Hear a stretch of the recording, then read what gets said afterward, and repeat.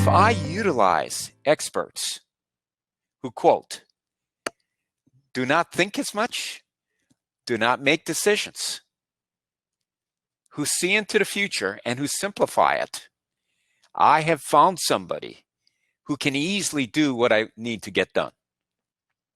And if I can utilize this expert, I will have to explain less to them, give them less detail, just tell them what I need. So I'm going to use another little story here. And it's my hands again. I like using my hands. So let's say this is the client. So we have project managers representing the client, and we have an expert vendor. So the question is, should the client tell the expert vendor what to do? And the answer is no, because they already know what to do. What am I doing here? Telling them what to do. This is communicating information to the expert vendor. This is a supply chain problem. So in the delivery of services, we have endless supply chains, right? So we have a buyer, we have a vendor, the vendor turns around, they're a buyer, and they have vendors that they're utilizing, sub-vendors. Okay, this is a supply chain problem. Now, let's go and talk about one single organization. This is the boss, and this is the worker. This is what I consider the expert if they're actually hired to do something and they know what they're doing. So everybody knows that this, or communicating constantly to the expert, is not a good thing. That's easy to see. But is it a very good thing if, quote, the expert worker passes a lot of information to their boss? Do we have a way to, people press buttons and vote on this? Oh, okay. We won't do that. I would propose to you that 90% of the people think that the expert workers passing information to their boss is a good thing. But I'm going to propose to you it's not a good thing. Because as the information gets passed to the boss has to think more. When the boss has to think more, the boss's stress level goes up. Sooner or later, if that is a human being, the boss has enough stress, will have to cut off the flow of information, make a decision from all the information that they've been given, and turn around and tell all the workers what to do. Now, everybody thinks that this is a bad thing. But everybody, and I would say when everybody, I'd say 90 to 95% of people always think that this is a good thing. But I've just explained, when you do this, it forces the boss to think more, stress level goes up, more decisions have to be made. Then the bosses turn around and do this. Why do most people think that this is a good thing and this is a bad thing? Well, it's simply because, as simple as this is, most people cannot see into the future. When they can't see into the future, they can clearly see the initial conditions that this may not be a good thing. But they cannot see that this is also not a good thing, because it forces, and this is a natural law, the boss will have to think more, make decisions, and then tell everybody what to do. So what am I proposing here? What I'm proposing is, anytime anybody makes anybody else think and make decisions, this is not an optimal thing. Wow. This goes against the traditional education that we've all been given. Remembering now, that's not a good thing. This is also not an optimal thing because it forces this. Now let's look at, back to the supply chain. Is it an optimal thing when the expert vendor passes information to the buyer?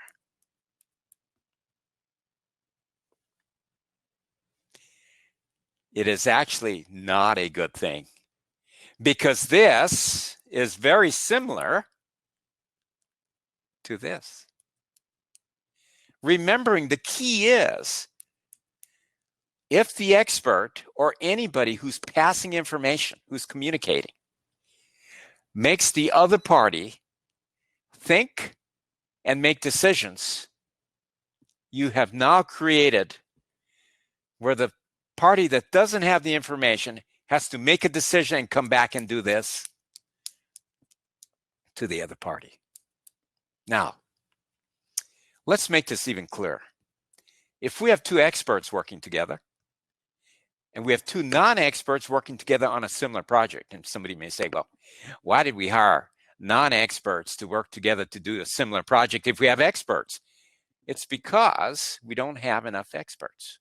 So we have two experts working together and two non-experts working together.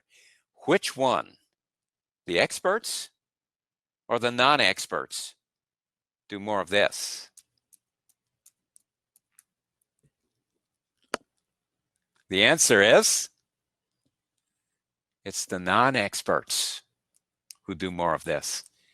Because if you've lived long enough, and if you've seen enough of these occurrences happening, when people don't know what to do, which means they can't see into the future, they will quickly call a meeting and they will go at it. And it rarely solves problems because none of them know how to solve the problem. So whether it's this, this, this, this, this, or this,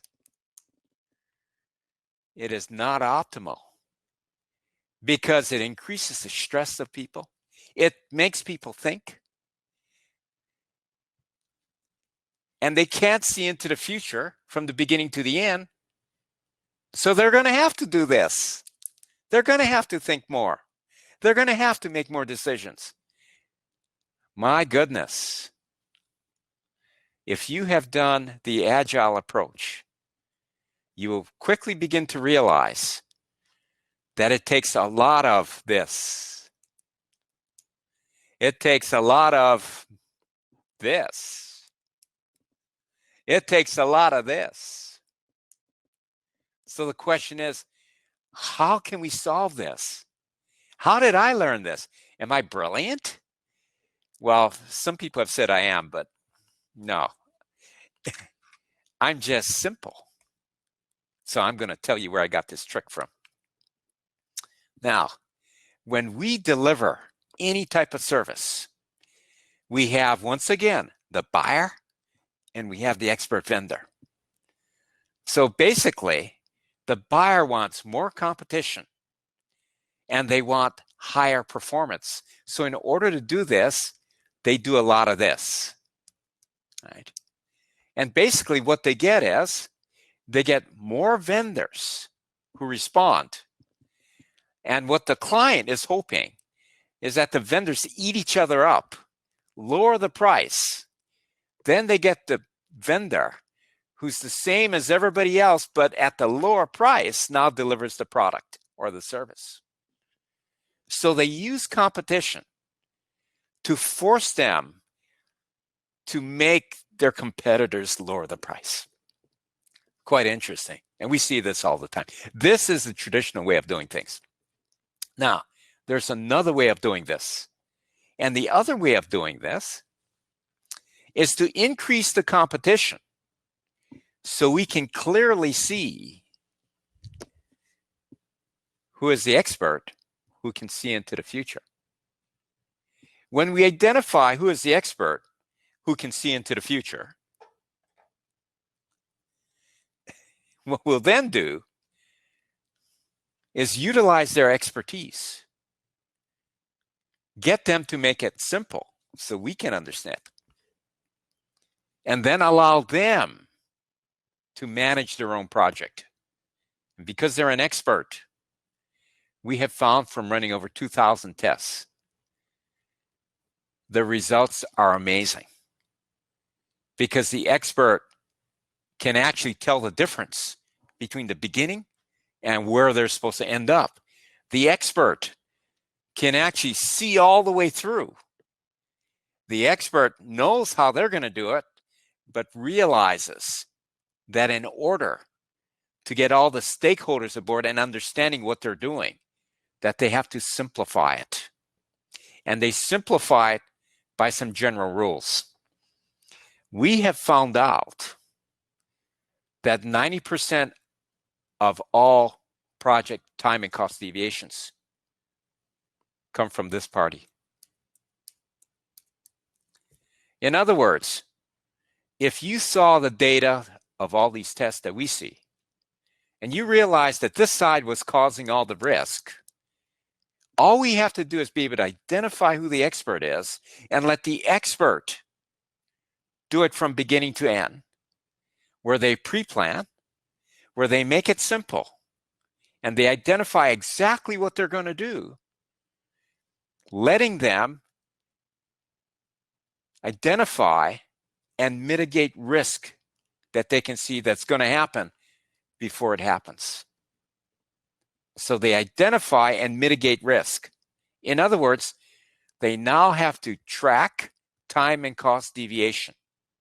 When they track time and cost deviation, because everyone has to understand that they have to make it simple.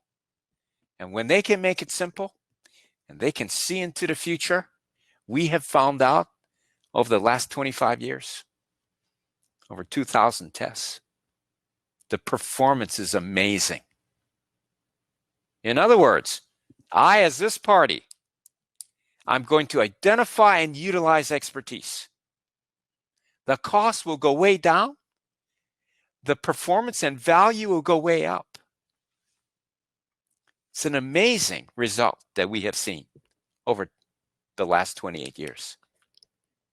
Which means all we're going to do is identify and utilize expertise.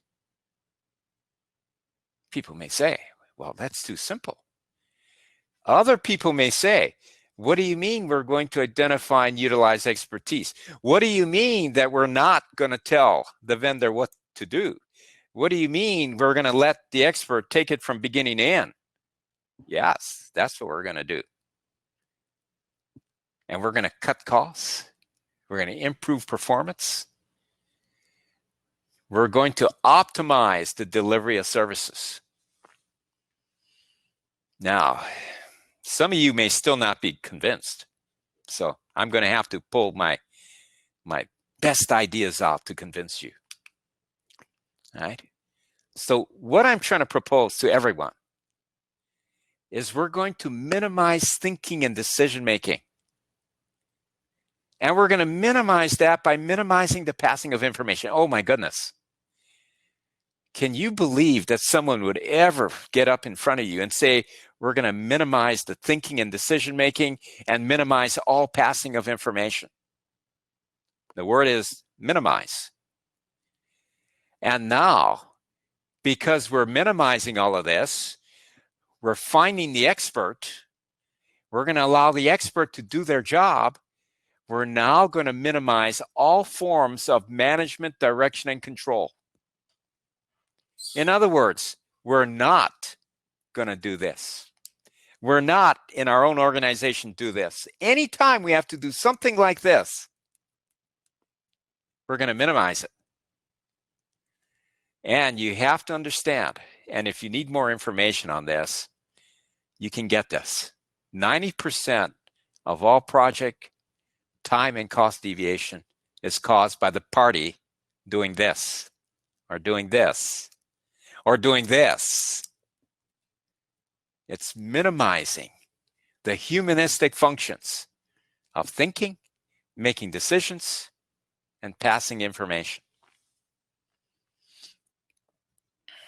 Oh, and because we know that experts are not all over the place, and I'm readily admitting that I'm not an expert in anything except what I do, which is the futuristic project management model. That's the only thing that I'm an expert in.